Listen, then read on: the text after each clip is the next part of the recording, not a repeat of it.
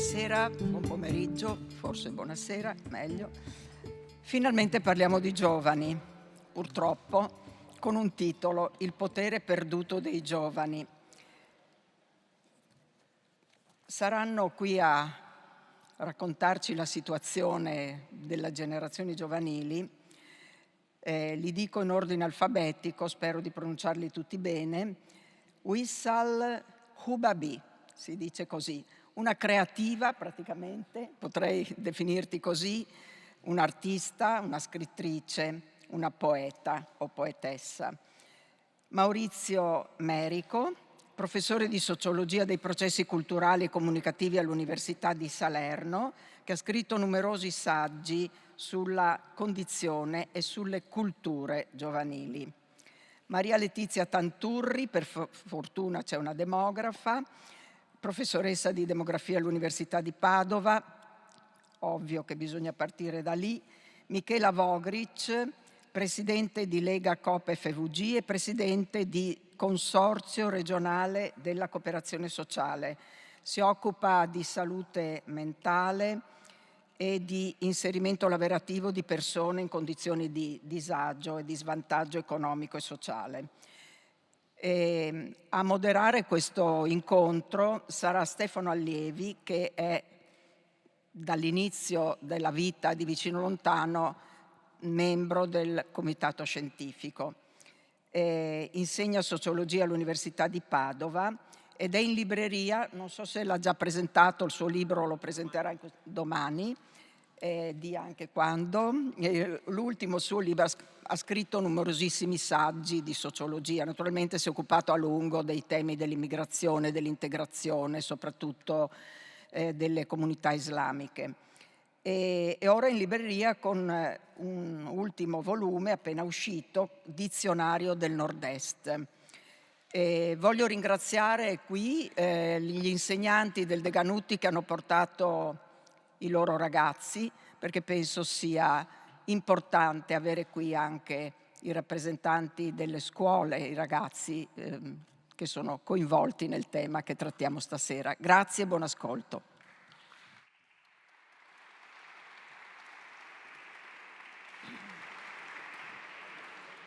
Grazie Franca, grazie a voi che siete qua, vi ammiro molto, soprattutto dato l'orario, non so se avrei fatto altrettanto per venire a sentire noi, quindi vi ringrazio doppiamente. Allora, siamo qua a parlare di giovani e il primo che ne parla, quello che ha voluto fortissimamente questo incontro, è un diversamente giovane, io non ho paura di dire anche un vecchio, che è una parola che adoro peraltro, e con persone di età, orientamento, opinioni, competenze molto, molto diverse. E siamo qua a parlare di qualcosa che sta sparendo, la gioventù fondamentalmente. Non sta sparendo l'apparenza della gioventù, il desiderio di gioventù. Negli ultimi giorni era uscita notizia di questo miliardario americano che spende $3 milioni in anno per pagarsi uno staff che dovrebbe teoricamente riportarlo all'età di 18 anni. Diciamo, il desiderio di essere giovani ce l'hanno molte, la gioventù sta diventando una roba rara, infatti ne parliamo perché più che un tema è diventato un problema. Ognuno poi dirà quello che vuole, io non farò domande, li presenterò per competenze a un certo punto, ma partiamo da alcuni dati di fatto. Uno è demografico, non rubo il mestiere a Letizia che è la demografa, quindi poi ci intratterà su questo, ma diciamo siamo una società demograficamente sempre più vecchia e quindi lo spazio fisico ma anche culturale, politico dei giovani diminuisce, adesso lo vedremo. Salto i dati demografici, diciamo che c'è tutta una catena di cose, perché cala il tasso di natalità, si alza l'età del matrimonio, l'età del primo figlio, e poi abbiamo un tasso demografico di sostituzione della popolazione terrificante, meno 400.000 quest'anno. Vi ricordo, perché molti non lo sanno e credono il contrario, che in molti dei mesi dal 2018 in avanti, escluso il periodo Covid perché eravamo tutti fermi, abbiamo anche avuto più migranti che immigrati. e quindi un doppio saldo negativo che è una premiere nella storia mondiale sostanzialmente. Di solito un paese ha emigrazione perché ha un eccesso di popolazione, noi ci troviamo in una situazione diversa. Gli over 65 hanno ampiamente superato gli under 15, siamo stati il primo paese in cui è successo. Questa cosa di cui cominciamo a parlare quest'anno, col rapporto Istat l'anno scorso e quest'anno fondamentalmente, è una roba che va avanti da 30 anni. Cioè noi abbiamo più morti che nati da 30 anni, ma ce ne stiamo accorgendo 30 anni dopo. Quindi spero che non ci accorgeremo che abbiamo più emigranti che immigrati tra 30 anni, però il rischio c'è. E quindi c'è spazio, diciamo, spazio, come dire, ce n'è sempre di più perché non c'è, come sapete, come vi sto anche dicendo, nessuna invasione in corso, semmai un'evasione. Poi sui numeri non vi tedio perché vi tedierà poi lei, ma però diciamo aumentano gli anziani. La piramide demografica non esiste più, è una specie di botte, sempre più piccola la parte finale, e quindi abbiamo sempre più adulti che si prendono cura dei loro genitori anziani, quindi figli che sono già genitori, che accudiscono i genitori, sono in numero superiore ai genitori che accudiscono i figli. Sono anche un po' più brutali, si vendono più pannoloni che pannolini. Cioè, questa è in qualche modo la società che ci si sta prefigurando. Ve la dico così, in questo momento abbiamo 3 lavoratori attivi e 2 pensionati. Faccio il gesto perché così si capisce meglio. Nel 2040 avremo un lavoratore attivo ogni pensionato. Quando lo dico alle platee di giovani, vado spesso nelle scuole, c'è un motivo in più per andare via, non per rimanere perché saremo pochi e coccolati, perché in una società così non è facile viverci. Anche perché più si è anziani, meno si è portati a innavare, più elevati sono i costi di riapprendimento, è difficile persino disimparare le cose quando si è anziani. Quindi abbiamo una recessione demografica che inevitabilmente diventa recessione economica e un po' di altre cose, cioè il calo della demografia può voler dire tante cose. Cosa sarà del mercato immobiliare? Quanti insegnanti in meno avremo bisogno nei prossimi anni? Eccetera. Poi potremmo applicarlo a tanti altri argomenti. C'è un aspetto politico abbastanza inquietante, cioè adulti e anziani hanno di fatto il monopolio delle decisioni politiche. Perché sono il ceto politico e anche perché sono quelli che votano, cioè la constituency dei pensionati è enormemente più grande della constituency degli under 25. E quindi decidono loro, cioè chi va al potere decide in funzione della constituency che la vota. E si vede, quota 100, tutte queste robe qua. Sono tutto debito in più, si vede anche col PNRR che ha questa che solo da noi si chiama così, in tutti gli altri paesi si chiama Next Generation EU. E non è un caso che da noi non si chiama così, perché non c'è quasi niente che riguarda i giovani ed è quasi tutto debito in più che stiamo caricando sui giovani. E a me inquieta questa cosa, avendo 3 figli, come dire, mi turba. Dalla Brexit in poi abbiamo scoperto che chi ha meno futuro davanti a sé decide per chi ne ha di più. I giovani erano contro la Brexit in Gran Bretagna, ma hanno vinto chi ha deciso il loro futuro, chi si nutre essenzialmente solo di televisione, eccetera, eccetera. Detta in maniera un po' più brutale, questa generazione, diciamo soprattutto quella un po' più giovane, scusate, un attimo più anziana di me, ma di poco, è in assoluto la generazione più garantita della storia d'Italia, quella che ha avuto di più, ed è quella più garantita rispetto alle generazioni successive. Le pensioni che oggi godono i settantenni, Wissal se le sognerà, però le pagherà. Cioè c'è davvero in corso un conflitto generazionale, una guerra tra generazioni, non dichiarata, ma non per questo meno inquietante. Anzi, a me inquieta un po' il fatto che non solo non sia dichiarata, non è nemmeno percepita. Anche se qualche indizio c'è, Franca diceva prima, io mi occupo molto di migrazioni nei due sensi.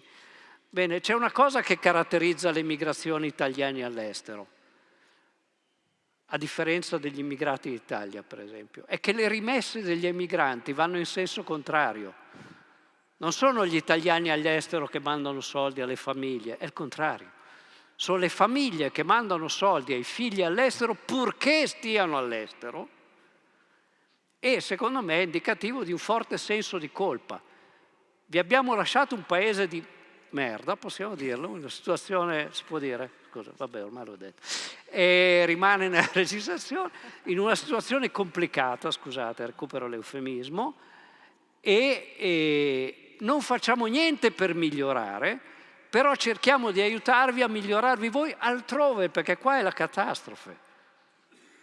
Questo è il segnale simbolico di una cosa di questo genere, e dovrebbe far riflettere. Dico una cosa sul lavoro, poi lascio la parola a loro perché sono esperti delle rispettive cose. Ma allora, entrare nel mercato del lavoro, lo sapete, è difficile. C'è una pletora di stage, di tirocini, di cose di percorsi non pagati, di apprendistati, eccetera, eccetera, nell'età migliore in cui sei più produttivo, più creativo, e dopo faticosamente entri. Guardate che questa roba ha delle implicazioni su cui non riflettiamo molto. Se fai 10 anni così e poi entri nel mercato del lavoro, la tua pensione sarà infinitamente più bassa, per esempio. Ma non glielo diciamo ai ragazzi che sono in apprendistato questo. E potremmo continuare. Oggi vi do come dire, dispiace dire questo, ma vi do un ultimo dato. Diciamo. Giovani sono pochi, sono sempre meno, dovrebbero essere preziosi, non è così. Tant'è che, ve lo dico a memoria, tanto non importa. Oggi all'ingrosso, un giovane di 25 anni che entra nel mercato del lavoro, ai miei studenti la dico così perché la cifra se la ricordano bene, non è precisa ma è corretto il ragionamento. Un giovane di 25 anni che entra nel mercato del lavoro guadagna il 25% in meno di un giovane di 25 anni che è entrato nel mercato del lavoro 25 anni fa. Non so se ci rendiamo conto di questa roba qua, delle implicazioni che ha. Risultato, siamo il paese, i dati sono terrificanti, in cui i ragazzi fino a 35 anni stanno di più in famiglia. Sta peggio di noi solo la Grecia. Non perché adorano la loro famiglia, perché non hanno scelta.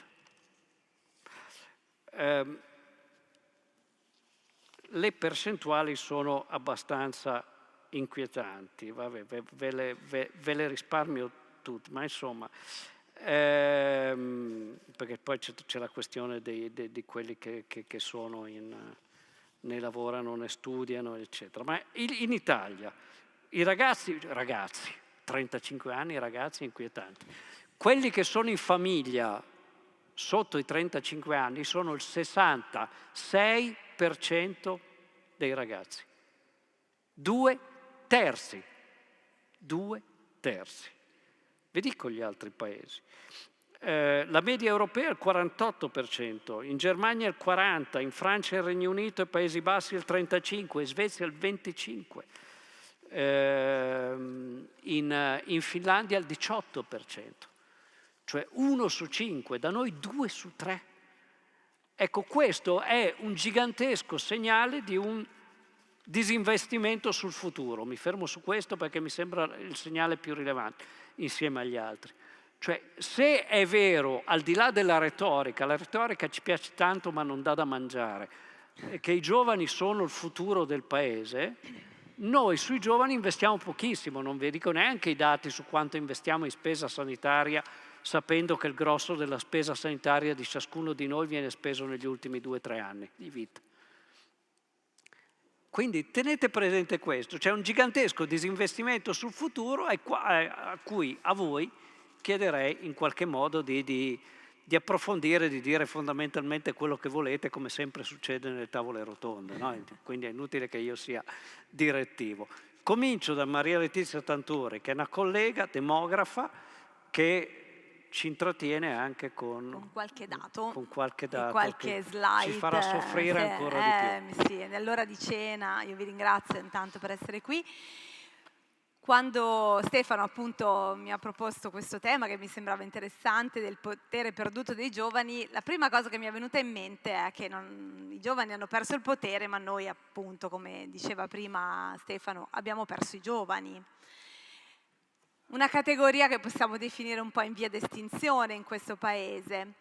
Ecco, allora, giusto per avere un'idea, no? Negli anni 1950 i giovani erano grosso modo 8 milioni. Abbiamo avuto un boom, siamo arrivati sopra i 9, ma dal 1988 a oggi, quindi insomma sono passati quasi 40 anni, abbiamo perso 3.360.000 giovani, che ora il numero così, sono sempre brutti questi numeri, dice cosa vuol dire, però pensate visto che siamo in tempi di scudetto, alla provincia, non al comune, alla provincia di Napoli, è come se una popolazione simile di giovani fosse scomparsa.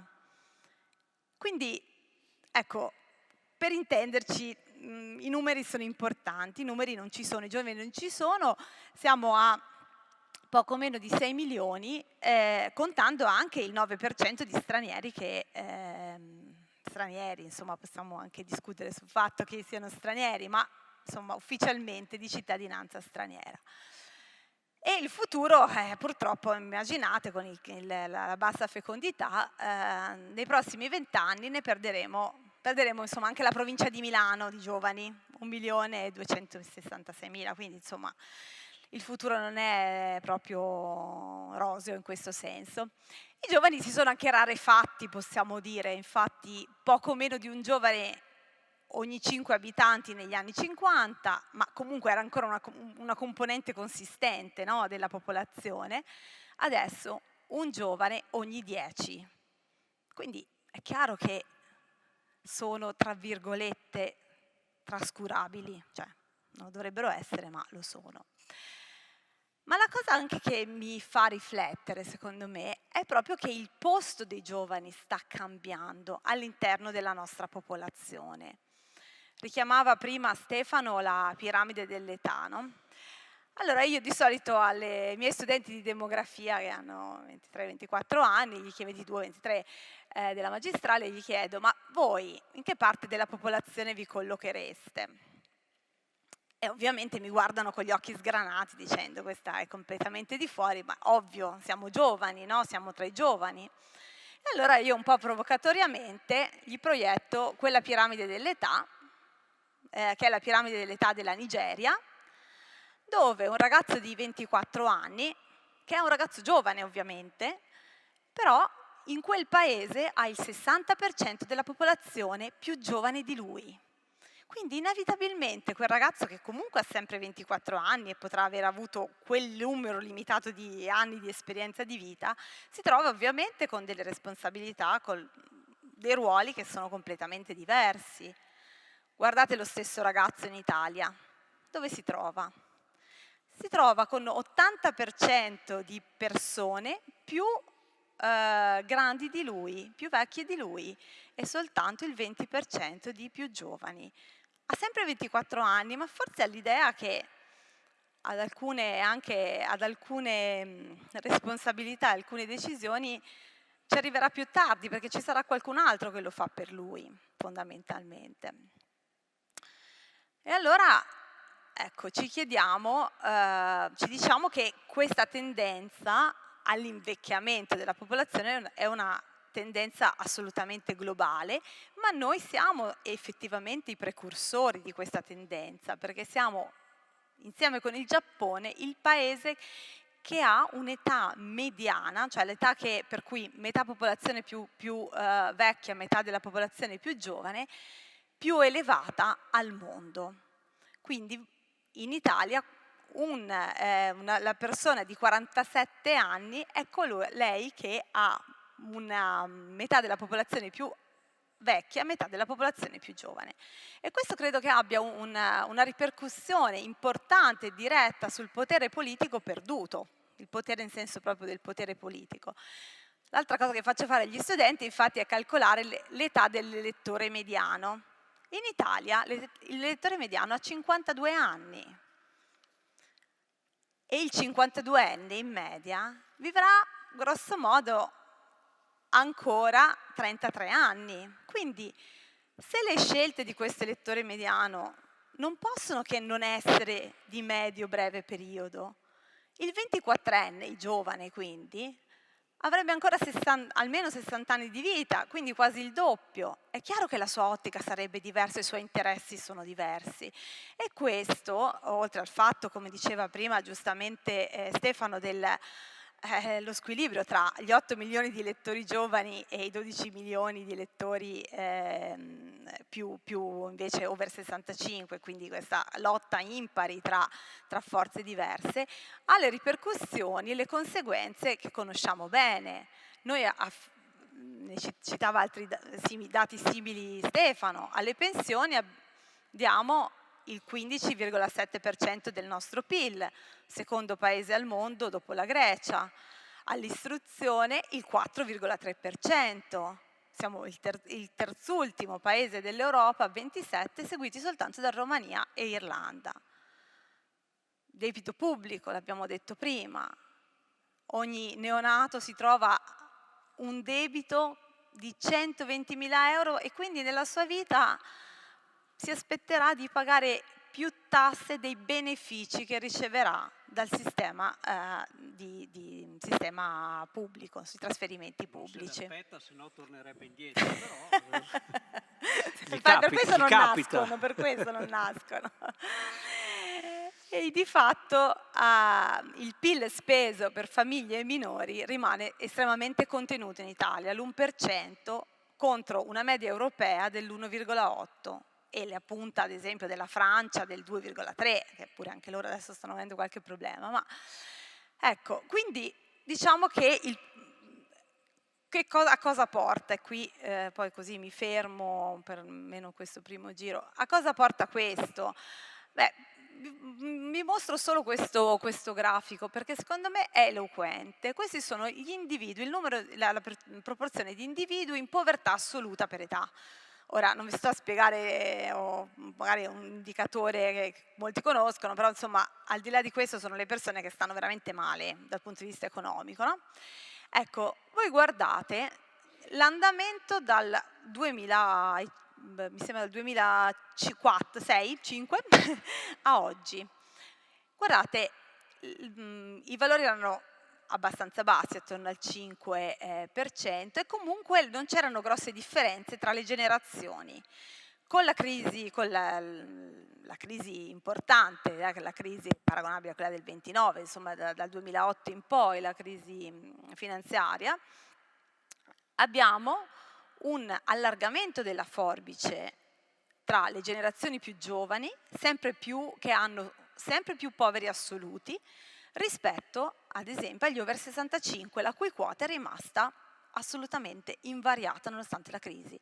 Quindi abbiamo un 13% di poveri assoluti tra gli under 18, quindi minori, ma anche nell'età dei giovani adulti una proporzione molto vicina all'11%. Quindi questa è la situazione, questo è il risultato anche di questi squilibri.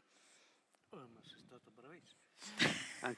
Ti diamo qualche minuto dopo, nel secondo giro. Maurizio Merico ha scritto parecchi libri sulla condizione giovanile, quindi non sto a enumerarli per non perdere tempo, tanto fate un clic, li trovate se vi interessano, per cui sentirei il tuo punto di vista. Io ho fatto molti ragionamenti anche sulle culture giovanili, quindi mi sembra particolarmente rilevante. Prego. Grazie Stefano. Provo a tener conto proprio di questi elementi. In genere nei lavori che ho fatto ho sempre cercato di ricostruire, perché c'è un elemento che rimproveriamo sempre ai giovani, e forse non è dei giovani la colpa, che è quello della memoria, cioè il provare a ragionare su come eravamo e come siamo, perché secondo me poi le due cose sono da tenere in conto. E allora vorrei provare a ragionare su alcuni elementi rispetto a quel potere dei giovani, sì perduto, ma vorrei provare a dire necessario per poter guardare avanti. Perché? E riparto da qualche decennio addietro. E se penso però a come abbiamo definito nel tempo la categoria di giovani, noi l'abbiamo sempre pensata e continuiamo a pensarla come un'età di apprendimento, di sperimentazione, di crescita, quasi che siano il non ancora. I giovani sono sempre un non ancora, non hanno mai un'identità, una forza capace di esprimere quello che hanno dentro, quello che rappresentano. Io riparto da 70 anni fa, 80 anni fa, la modernità preponderante che arriva in Italia e poi in Europa dopo la guerra. Cosa accade? Accade che l'idea della giovinezza ed è lì che nasce l'idea, non a caso secondo me anche, la categoria sociologica di cultura giovanile, nasce con questa chiara evidenza, cioè il giovane è colui che deve apprendere, deve formarsi per diventare adulto. In quella definizione, secondo me, troviamo la radice del titolo del nostro dialogo di oggi, che è una radice antica, perché quel potere dei giovani non era perduto, ma lì era negato. Cioè i giovani sono coloro che non devono aver potere, perché dovranno poi dopo averlo. Devono intanto apprendere, portare con sé degli elementi, che avranno poi dopo esigenza in una società, come si diceva prima, che stava crescendo, che aveva di fronte una serie di individui che potevano crescere, poi ce l'avranno. Poi a un certo punto si scopre che quella società stava cambiando molto rapidamente e che aveva bisogno di soggetti capaci di guardare quel mondo in modo diverso. Gli anni 60, fondamentalmente.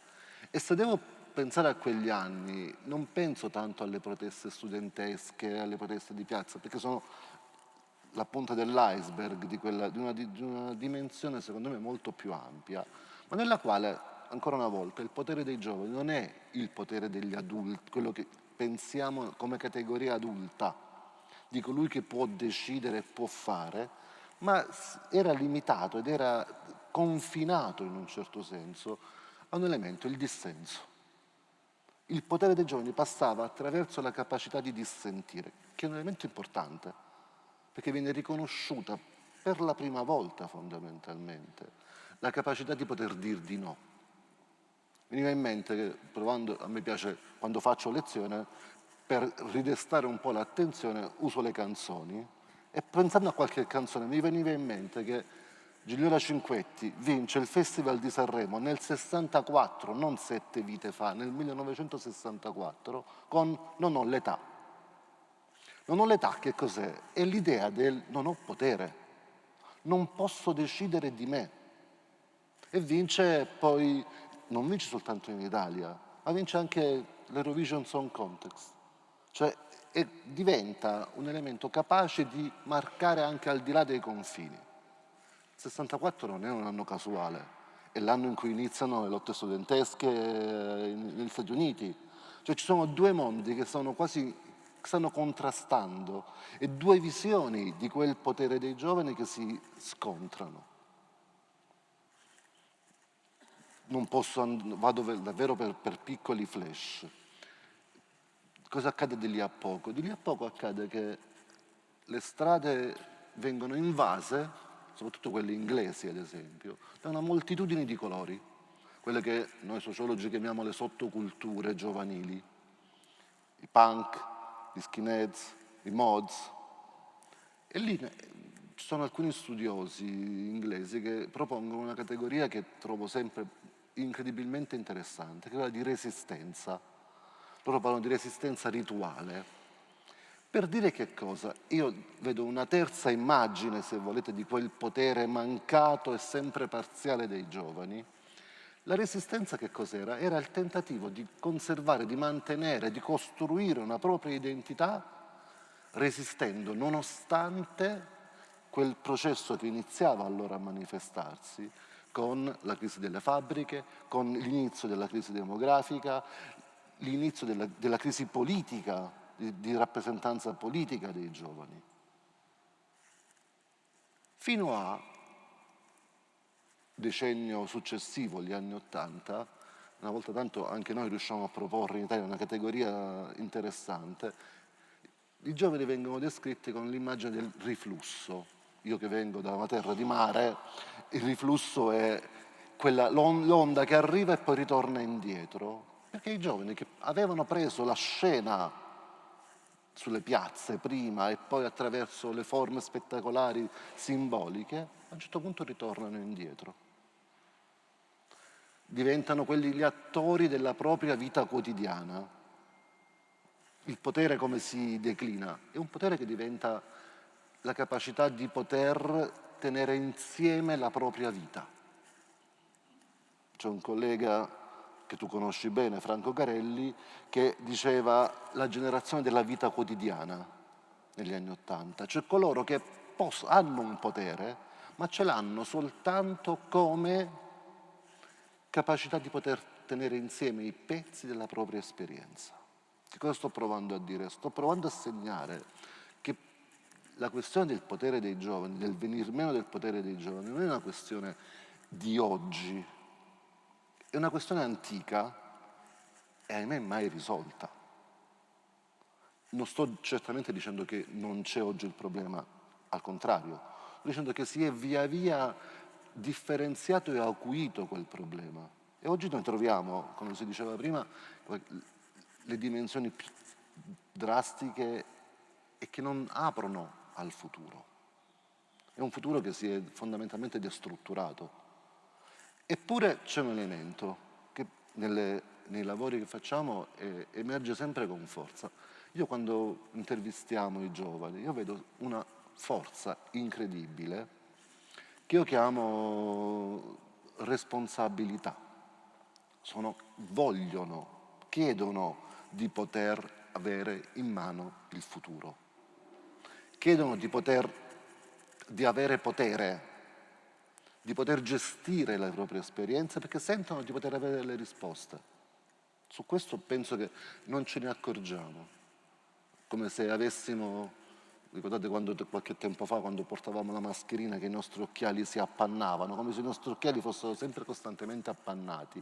Non vediamo quello che abbiamo di fronte dei giovani, degli individui, delle ragazze e dei ragazzi che hanno voglia di presente e di futuro. Dobbiamo metterli nelle condizioni di. Prima si apriva questo confronto con un termine che a me è sempre molto caro, quello di generazione. Io vogliamo andare alla radice delle parole e a spezzarle. La generazione è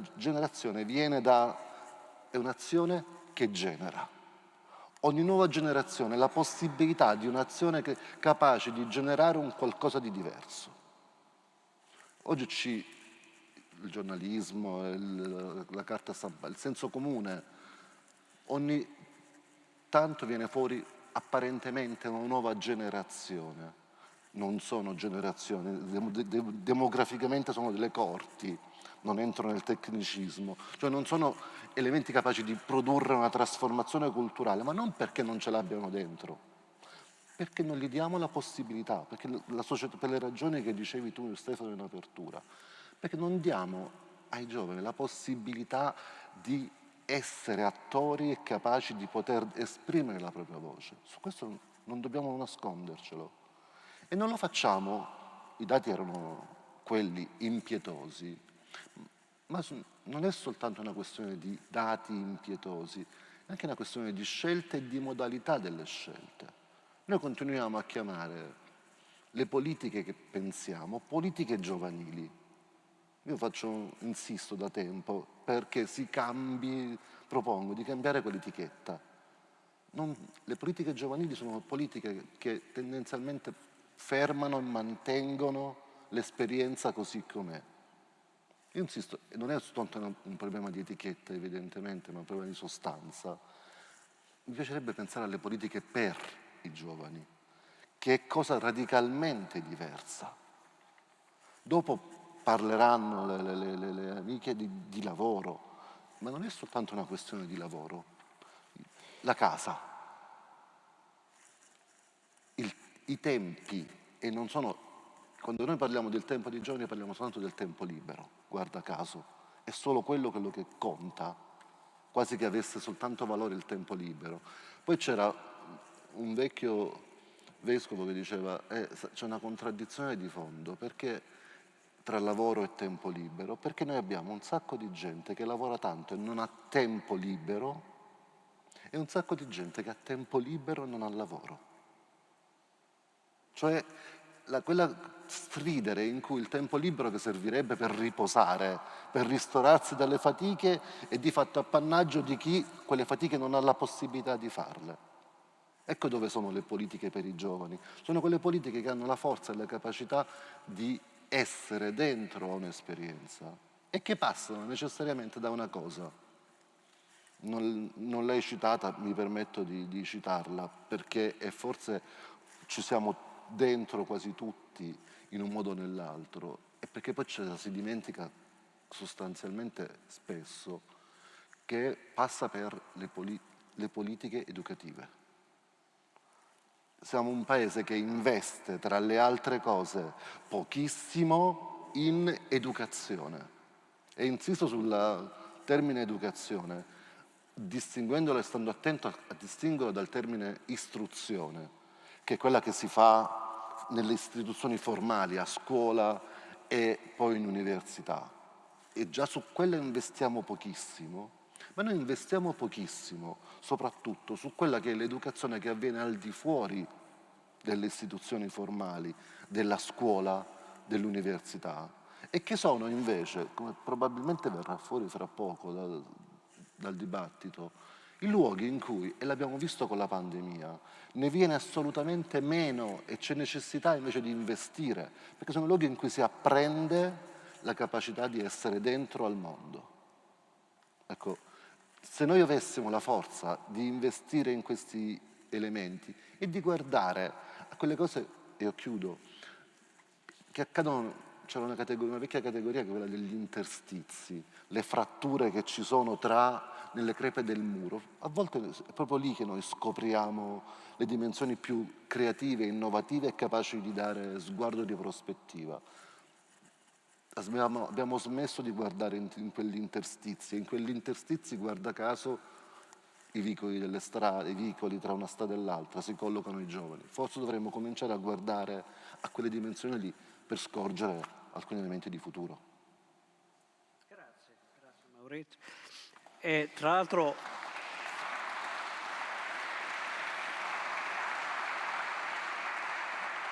mentre parlavi di non ho l'età, mi veniva in mente, c'è un libro che probabilmente diverse persone qua in sala hanno letto, di Conrad, si chiama Linea d'ombra, che è la storia di una persona che è un comandante di vascello che aspetta un ingaggio e finalmente a un certo punto l'ingaggio arriva e lui è capitano della nave. Quella persona lì ha 18 anni. Oggi noi a 18 anni non li lasciamo andare in università da soli, qua a scuola, insomma, cioè c'è questo ipercontrollo via telefono, eccetera. Ma non entro in queste cose perché di lavoro adesso parliamo con Michela Vogel che di questo si occupa, quindi approfondiamo un po' questo aspetto. Passiamo da un'inquietudine all'altra, Sì, poi esatto. verranno i segni di speranza.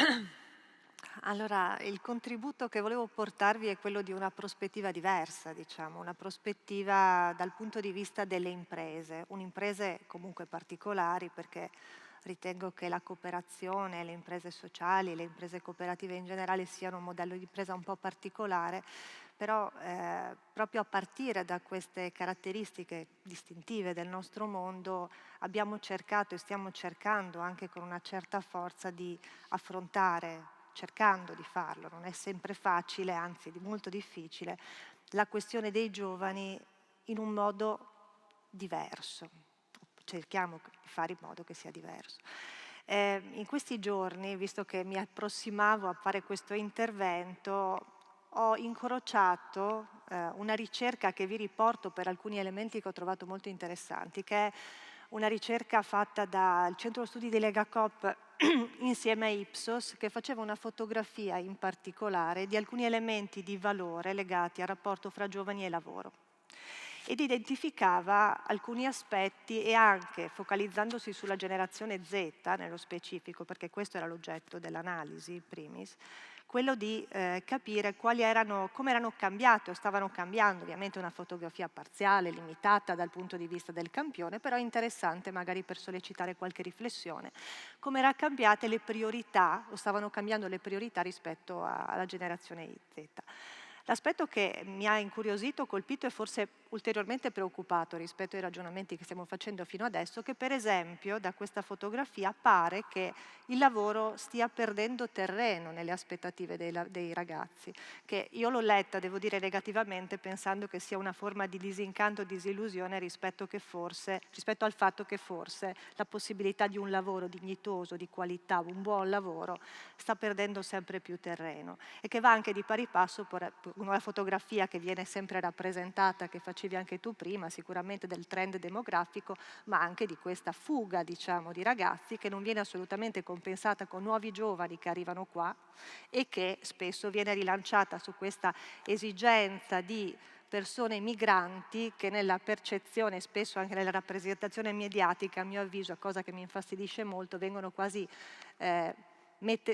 richiamate quasi fossero dei lavoratori di serie B che devono venire qui a lavorare in condizioni quasi che, nella misura in cui devono venire da noi, dovessero accettare delle condizioni retributive o di dignità di lavoro assolutamente inguardabili. Quindi lo dico anche come rappresentante di un'associazione di impresa, è un aspetto che trovo assolutamente squalificante, che anche nella narrazione dovrebbe essere maggiormente, dovremmo porre maggiore attenzione a questo aspetto.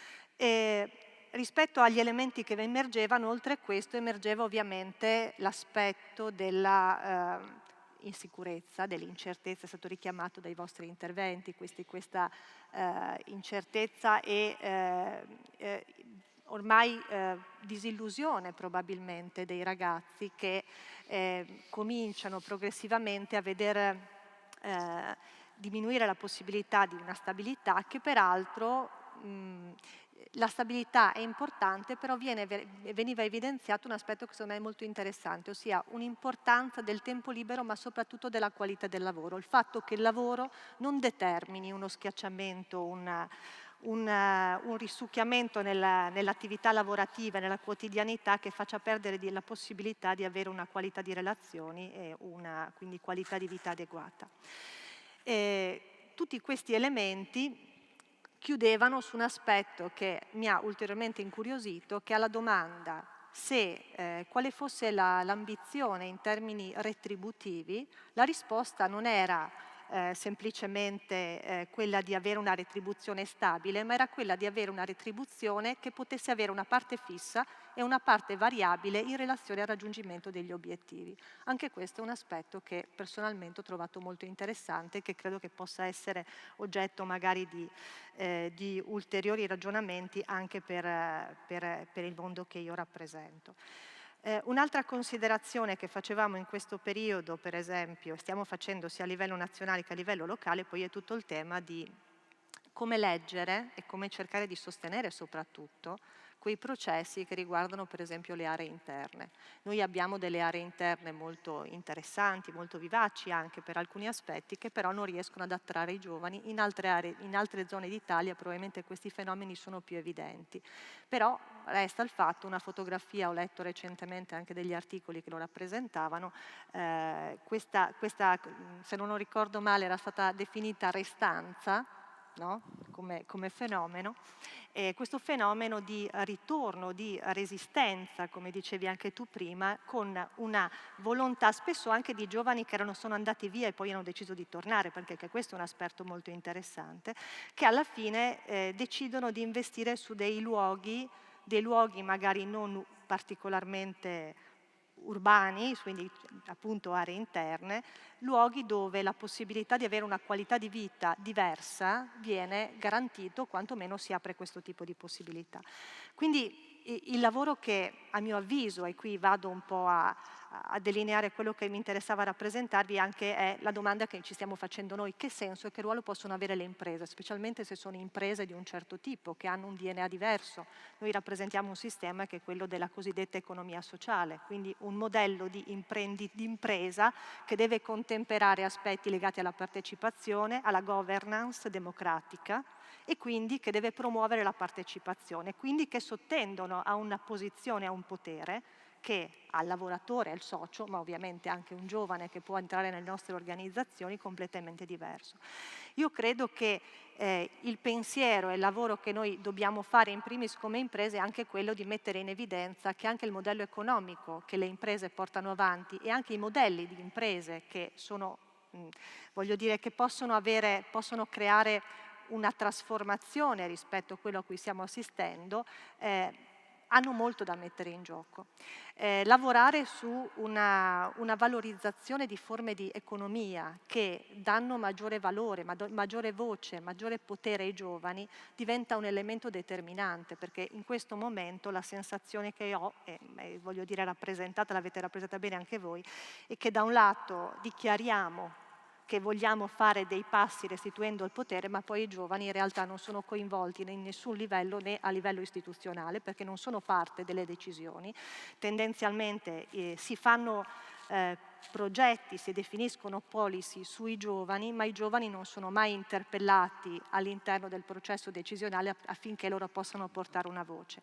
E analogamente credo che questa modalità di partecipazione e di coinvolgimento all'interno delle imprese possa essere un elemento determinante anche per consentire ai giovani di acquisire potere anche in un tessuto che è quello imprenditoriale, dove diventa da un lato essenziale, perché altrimenti se va avanti così e non staremo in piedi non avremo sicuramente né lavoratori né lavoratrici, ma anche perché diventa un potenziale creativo importante, come dicevi tu prima. Noi stiamo perdendo della ricchezza, della creatività incredibile di questi giovani che inevitabilmente stanno scappando e si stanno spostando in altri luoghi dove non necessariamente riescono a trovare una collocazione, un contesto adeguato. Quindi, visto che ho sforato, credo, non so se ho sforato, chiudo.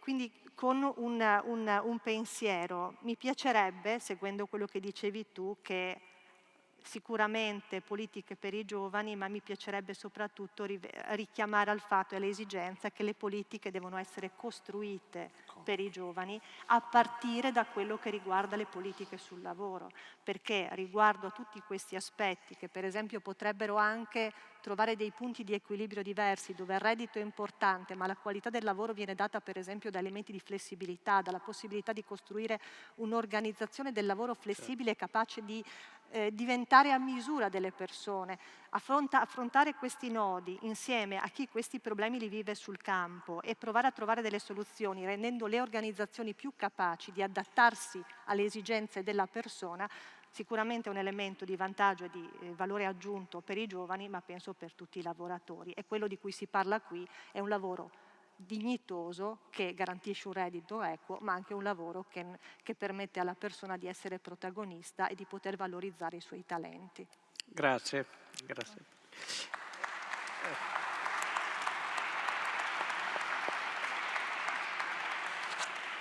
Do la parola a Wissal, che non rappresenta i giovani, non più di quanto io rappresenti i pensionandi, diciamo, però io appartengo un po' alla generazione che ha contribuito abbastanza a fare i danni ambientali, e lei appartiene un po' più vicina alla generazione che sta cercando di rattoppare i danni che abbiamo fatto noi senza che noi li filiamo minimamente. Questa è una cosa che mi colpisce molto, cioè è il futuro è, la domanda: ci sarà un futuro? Se la fanno loro, paradossalmente no, si capisce perché. E quindi niente, senza sapere, come dire, senza darti patenti di rappresentatività o niente, però tu sei tante cose, sei abbastanza più giovane di me e di molti dei presenti, sei abbastanza donna, sei abbastanza figlia, sei abbastanza più o meno immigrata, sei abbastanza un sacco di cose che mettono insieme un po', sei un artista, sei una persona che si esprime anche in maniera molto, molto forte nei tuoi scritti, nei tuoi video, eccetera. Quindi dal tuo punto di vista, come vedi queste cose? Sì, oddio, mi sento un po' strana, un po' vattata. E sono un po' in Stare in mezzo imbarazzo. a sti vecchi, lo capisco. No, sono un po' in imbarazzo perché effettivamente ascoltandovi, cosa dire, cosa mi resta in mano, voglio dire, a questo punto. O almeno cosa mi resta da sorridere, forse si sarebbe da chiedere, di fatto sì. Ho 28 anni, quindi sto pienamente nella categoria delle giovani, però stavo pensando al fatto che tante cose, diciamo, io l'ho percepita in maniera diversa. Allora, io non soltanto ho 29 anni, ma sono figlia di immigrati e questa cosa, per quanto può sembrare un dettaglio, in realtà cambia completamente la percezione, diciamo, della realtà. Che cosa significa?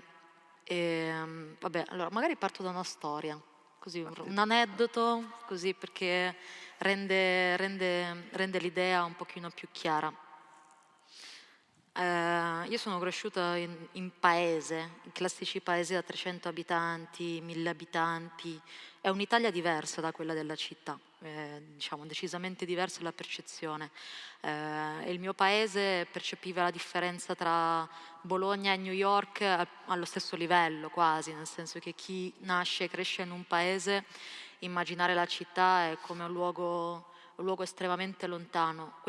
E la differenza, diciamo, non è data dal chilometraggio, ma è data proprio dallo stile di vita, dal senso di proiezione e insomma, da quanto il paese può sembrare anche una bolla alle volte sicura, alle volte anche soffocante. Ecco, molto spesso le famiglie di immigrati scelgono i piccoli paesi anche perché è meno aggressivo della grande città, che ti mette molto di più in discussione per quanto riguarda anche la preservazione dei propri usi e costumi. Il paese tende in qualche modo anche a preservare, diciamo, un certo rito, un senso di appartenenza e di identità. E in questo paese mio padre fondamentalmente era nell'ennesimo litigio con la nostra proprietaria e io andavo in seconda elementare.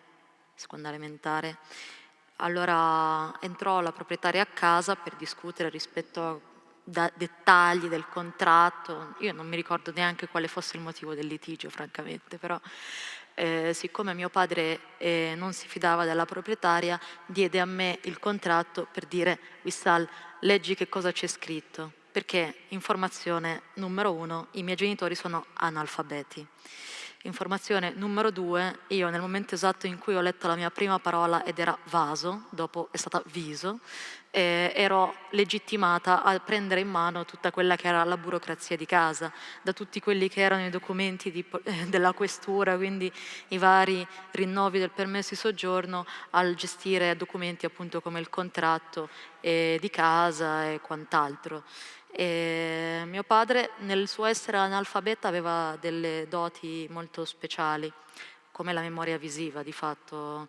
Lui riesce tuttora, scusa, all'epoca ero bambina, però tuttora riesce a fare queste cose.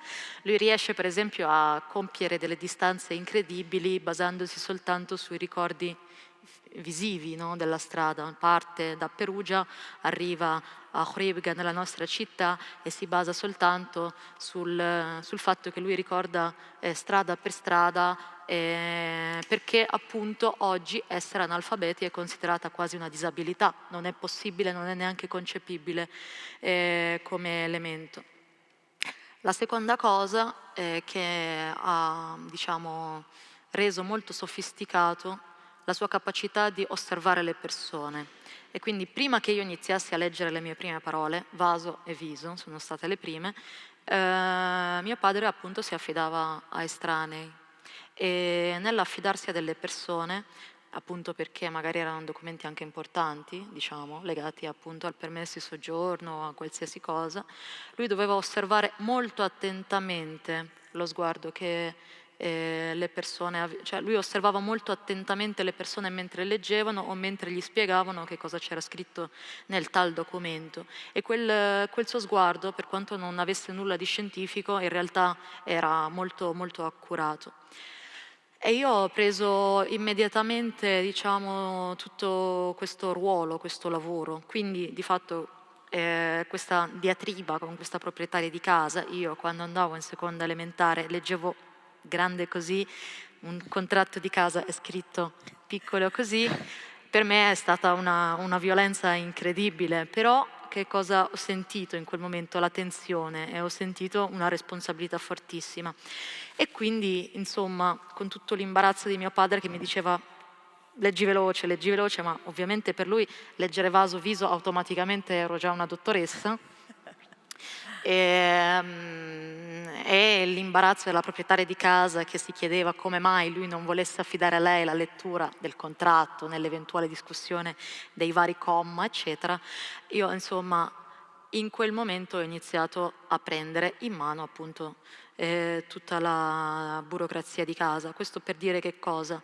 Che è stata la mia vita. È stata la mia vita fino ai 20 anni quando sono uscita di casa. E che cosa significa? Significa che non sono mai stata giovane. E questo in particolare, cioè chi ha una famiglia, chi ha provenienze diverse, diciamo, da quelle autoctone, chi ha un percorso diasporico, difficilmente si può permettere di vivere una gioventù. Ecco, per me la giovinezza è stata una conquista che io ho iniziato a coltivare nel momento in cui ho intanto messo, diciamo, solidamente a terra alcuni elementi che non erano assolutamente, diciamo, scontati. La possibilità di pensare, per esempio, di andare al cinema o a vedere un concerto o a teatro, tutto questo mondo legato alla socialità e alla cultura intorno a noi sono state delle cose che a casa mia erano considerate un lusso assolutamente inconcepibile, così come anche soltanto l'ipotesi lontana e remota di immaginare, diciamo, di andare oltre il diploma e iscriversi all'università non era assolutamente scontata. La seconda premessa è che mio padre è il più grande di tutti i fratelli e che io sono la primogenita di tutta la mia generazione nella mia famiglia, quindi di fatto quello che non soltanto non ho avuto dei modelli che mi assomigliassero in Italia, ma non ho avuto neanche dei modelli nella mia famiglia, diciamo, a livello generazionale, quindi tante erano, diciamo, le ipotesi e nulla era certo. Quindi per me, esatto, essere giovane a 28 anni significa vivere un qualcosa che da adolescente assolutamente non potevo immaginare. E devo dire che se penso a me adolescente, penso veramente a una signora molto vecchia, nel senso che sono stata una specie di macchina di guerra in cui una ragazza, dovete immaginare una ragazza di 15 anni che pensava soltanto al curriculum, al come riempire un curriculum, perché già sapeva che doveva arrivare a un'età di 18-19 anni e doveva già buttarsi nel mondo del lavoro. Questo perché? Perché io già alle elementari sapevo di essere un peso economico all'interno del mio nucleo familiare.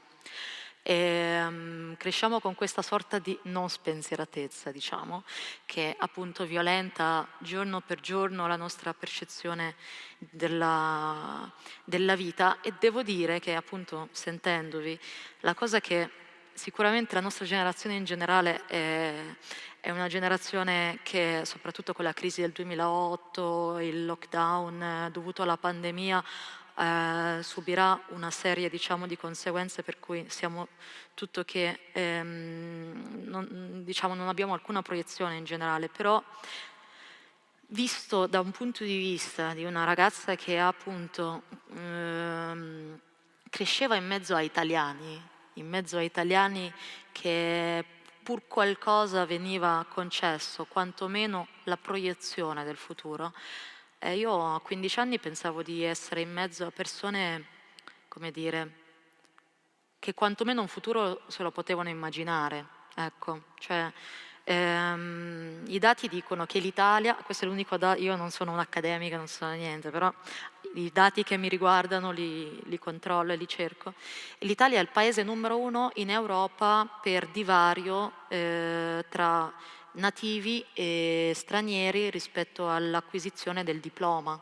Quindi già diciamo molto spesso io mi trovo a parlare con persone laureate, ma si parla più del 30% di persone, 35% di ragazzi della mia età di origine straniera che non arrivano neanche al diploma, e molto spesso per fare qualsiasi lavoro ti chiedono la laurea, ti chiedono almeno diciamo un diploma, ma il punto è mai chiedere qual è la causa di questo, cioè appunto come dicevo già sapevo alle elementari di essere un peso economico nella mia famiglia, e ovviamente ho fatto un percorso professionale, perché il percorso professionale tendenzialmente è il contesto in cui i figli di famiglie straniere si ritrovano in età, diciamo, adolescenziale. E questo percorso professionale appunto crea il nuovo sottoproletariato, il nuovo, diciamo, la nuova catena di montaggio dentro al quale il sistema Italia si può muovere. Ecco, io essendo una persona un po' curiosa, un po' ribelle di indole, sono stata ribelle anche con i miei genitori, non soltanto con lo Stato, ma sono stata ribelle con tutto. Dopo aver fatto l'istituto alberghiero ho provato a immaginare anche l'università, ma non perché di fatto avessi voglia di studiare, ma soltanto perché immaginavo che questo paese mi voleva comunque, diciamo, relegare a un destino che era già scritto. Che altro aggiungere? Ci sono un sacco di cose che vorrei dire, ma di fatto, ecco, non abbiamo nessuna, in generale, questo posso dirlo anche per tutta la popolazione giovane in questo momento, non c'è assolutamente speranza verso la pensione oppure verso un lavoro stabile, ma di fatto c'è anche una sorta di rifiuto in un certo senso. Questo è il conflitto generazionale che è stato imposto, cioè quello che ho percepito anche da parte della mia famiglia, che in qualche modo comunque fa parte della categoria, e che venivano proiettate delle aspettative, no? Noi abbiamo fatto questo, noi ci aspettiamo che anche tu rispondi a questi, diciamo, a questi passaggi, a questi tempi, eccetera. Io ho 28 anni e mia madre alla mia età mi portava alle elementari, io figurati se poi... abbiamo tradito tutte le aspettative, con anche un certo grado di senso di colpa, soprattutto se vieni da una storia di immigrazione. Il senso di colpa è ancora più forte perché le aspettative sono diciamo, cariche di un significato molto più, diciamo, sofferto, ma è difficile passare all'altro, cioè superare il passaggio, ovvero che da quelle aspettative non soltanto non ci sentiamo più in colpa, ma rifiutiamo i valori. Rifiutiamo il valore, per esempio, già sdoganati del lavoro a tempo indeterminato, ma per quello che diciamo rappresentava per la generazione precedente, e concludo. Non avremo la casa, non avremo il lavoro fisso, non avremo la pensione, non avremo una serie di cose. Stiamo anche convivendo con la precarietà e stiamo convivendo anche con un conflitto generazionale per cui quello che non siamo riusciti a, diciamo, dimostrare alla nostra generazione precedente, in realtà non lo vogliamo neanche più dimostrare. Stiamo cercando di sopravvivere semplicemente, cercando di capire e in qualche modo anche tradurre quello che è la contemporaneità, con un forte senso di disillusione, sia dal punto di vista delle politiche giovanili, come venivano dette, o per i giovani, ma anche per quelle che sono di fatto anche normalmente i classici valori di un'età giovanile, dove di fatto un po' di creatività, di fantasia e anche di capacità viene generata. L'ultima cosa, e chiudo, prima dicevi generazione come è una nazione che genera. Ecco, io non sono stata generata da una nazione, sono stata generata da un'azione. da una azione, hai detto, perfetto, allora sono d'accordo. E in questo senso appunto per me, cioè, diciamo, il mio stile di vita è puramente legato al conflitto, il conflitto come anche senso di cura e di amore. Grazie. Grazie.